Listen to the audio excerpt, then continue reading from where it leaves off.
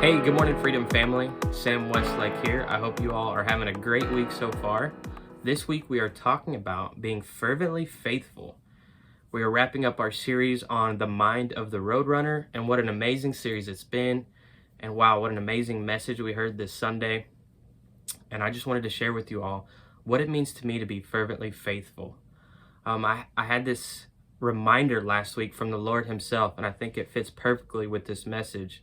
The Lord reminded me to not forget why we do all these things, to not forget what it's all for. And what I mean by that is to not forget why we go to church on Sunday, why we serve, why we participate in spiritual giftings, why we prophesy, why we relate with other Christians. I mean, all those are great things, but let's not lose focus of what the main thing is, and that is intimacy with Jesus Christ.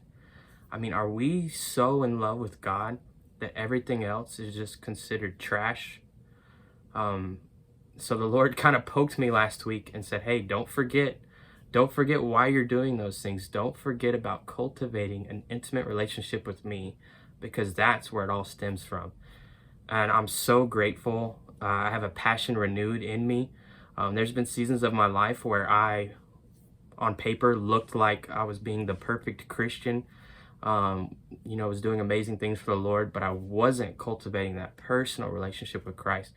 And so I've got a renewed fire in me to go after Jesus over anything else. And it's cool because as we talk about revival, as we talk about this great movement that is happening, even here in Waxahachie, Texas, it reminds me that more than ever now, we need to cultivate intimacy with Jesus.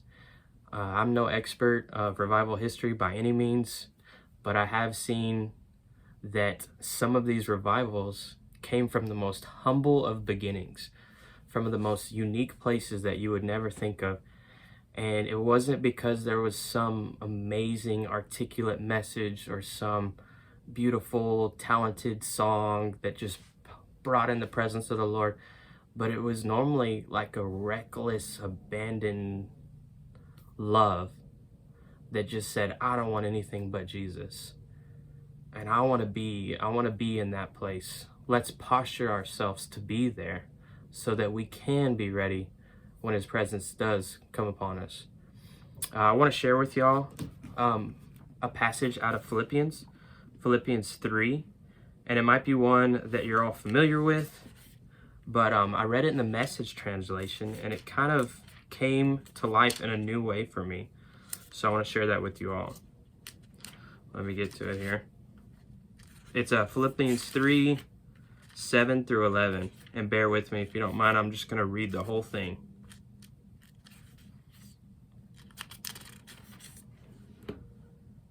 Paul had just got done kind of explaining some of his pedigree. He's talking about the amazing history he has. And basically, if any Jew can boast in their pedigree, it would be Paul.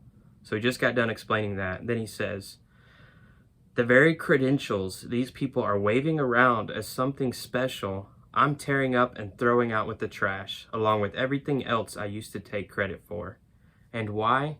Because of Christ. Yes, all the things I once thought were so important are gone from my life. Compared to the high privilege of knowing Christ Jesus as my master firsthand, everything I once thought I had going for me is insignificant, dog dung. I've dumped it all in the trash so that I can embrace Christ and be embraced by Him. I didn't want some petty, inferior brand of righteousness that comes from keeping a list of rules, when I could get the robust kind that comes from trusting Christ, God's righteousness. I gave up all that inferior stuff so I could know Christ personally, experience His resurrection power, be a partner in His suffering, and go all the way with Him to death itself. If there was any way to get in on the resurrection from the dead, I wanted to do it. What an amazing passage from Paul. And as he said before, if anybody could have boasted in their high status, it was Paul. And he had it all going for him, and he threw it all away to pursue an intimate relationship with Christ, and he was happy to do so. One of the most powerful missionaries ever is saying that he would throw it all away for Christ. He doesn't want any of the titles, any of the accolades. He just wants to embrace Christ and be embraced by him. So let's take Paul's example. Let's pursue Jesus over anything else. Let's cultivate that intimacy with him. And let's see what amazing things we can partner with the Lord and do from that place of being intimate with Jesus. Thank you all. Have a great week, and God bless you.